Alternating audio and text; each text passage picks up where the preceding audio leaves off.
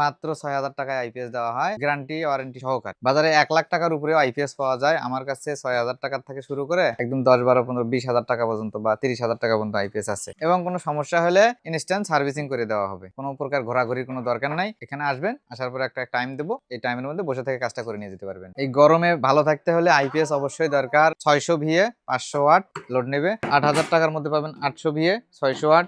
DSP থাকলো এখানে DSP ১,০০০ VA ৮০০ watt, এটার রেট আসবে আপনাদের ১৩,০০০ টাকা। আর আরো তৈরি হতেছে ১২০০ ভিএ ১৪,০০০ টাকা। আর একটা কথা না বললে না, সেটা হচ্ছে আমরা যে আইপিএস গুলো তৈরি করি এটা সম্পূর্ণ কপারের হবে। আর বাজারে যেগুলো ইন্ডিয়ান আইপিএস পাওয়া যায় এলে অধিকাংশ গুলো মনে করেন যে অ্যালুমিনিয়ামের তৈরি, আর আমাদের 100% কপার তার দিয়ে তৈরি। সেটা আপনি তার ঘষলেই একটু বুঝতে পারবেন।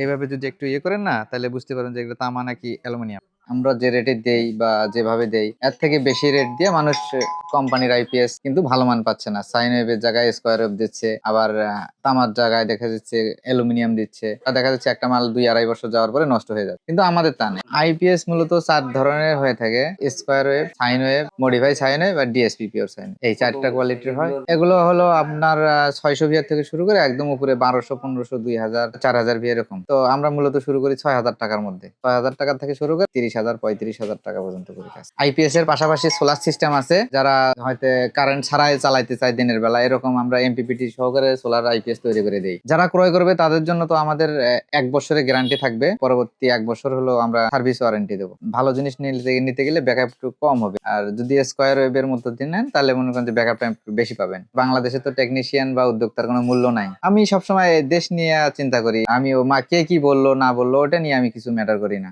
আমি মূলত আইপিএস, ইউপিএস, সাউন্ড সিস্টেমের মালামাল তৈরি করি এবং রেডিমেডও এখানে পাওয়া যায়। আমরা যে বোর্ডগুলো তৈরি করি সব হাতে করা একদম। কোম্পানিতে দীর্ঘদিন জব করার পর তো ওদের A to Z গুলো ভালো লাগে না, আসলে স্বাধীনতা পাই না। তো এখানে আমি পারফেক্ট মনে করতেছি। যখন শুরু করছি তখন বেশি হবে না, ৫০,০০০ টাকার মতো হবে।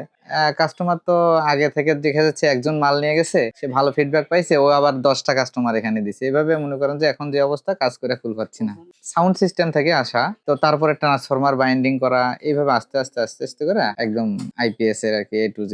সেভাবে আসলে কারো কাছে শেখা হয় নাই, তবে ২-১ জায়গায় কাজ করতাম, পার্মানেন্ট কারো কাছে ছিলাম না এবং নিজের প্রচেষ্টা এতদূর আগে আসে। শুরুতে তেমন একটা ইনভেস্ট হয়নি, তো ৪০-৫০ এরকম হবে। পরে ১-২ লাখ টাকা ইনভেস্ট করছিলাম, তো আর তারপর আর পিছু ফিরে তাকাতে হয়নি। প্রথমে আমাদের কামারপাড়া বাসায় একটা ঘর ছিল, ওখানে আমাদের বাড়ির থেকে আর কি শুরু করা, তারপরে ইউনিয়ন, তারপরে এই গাইবান্ধা আসা। অনেকে আসলে বিশ্বাসই করতে চায় না যে এরকম কিছু একটা ভালো কিছু তৈরি হয়। আস্তে আস্তে পরে ওটা যখন প্রচার হয়ে গেছে, দেখতেছি যে না ঠিক আছে। আসলে নতুন উদ্যোক্তা হিসেবে অনেক ফ্যাসিলিটিস মোকাবেলা করতে হয়। সেটা হলো কি, সাপোজ একটা বড় একটা কাজ নিলেন, ওই কাজটা হইলো না, ওইখানে দেখা যায় কাস্টমাররা নেগেটিভ একটা মন মানসিকতা তৈরি হয়। তো এখান থেকে আসলে অনেক লস হয়েছে, নিজে আবার নতুন করে আবার গোছায়া একটা জিনিস দেওয়া লাগছে, এখানে অনেক টাকা লস করছি। যে নতুন বাজারে বোর্ড আছে, এগুলা কিনে নিয়ে এসে আমরা সাজাই, আসানোর ফিডব্যাক পাই না, তো ওগুলো আমরা কাস্টমারকে দেই না, ওগুলো আমাদের লস হয়। কিন্তু কাস্টমার যেন কোনো প্রকার প্রতারিত না হয়। শখ আমাদের নিত্যদিনের সঙ্গী, শখ খাইতেই হয়, শখ খায় না এমন টেকনিশিয়ান বা এমন উদ্যোক্তা নাই বললেই চলে।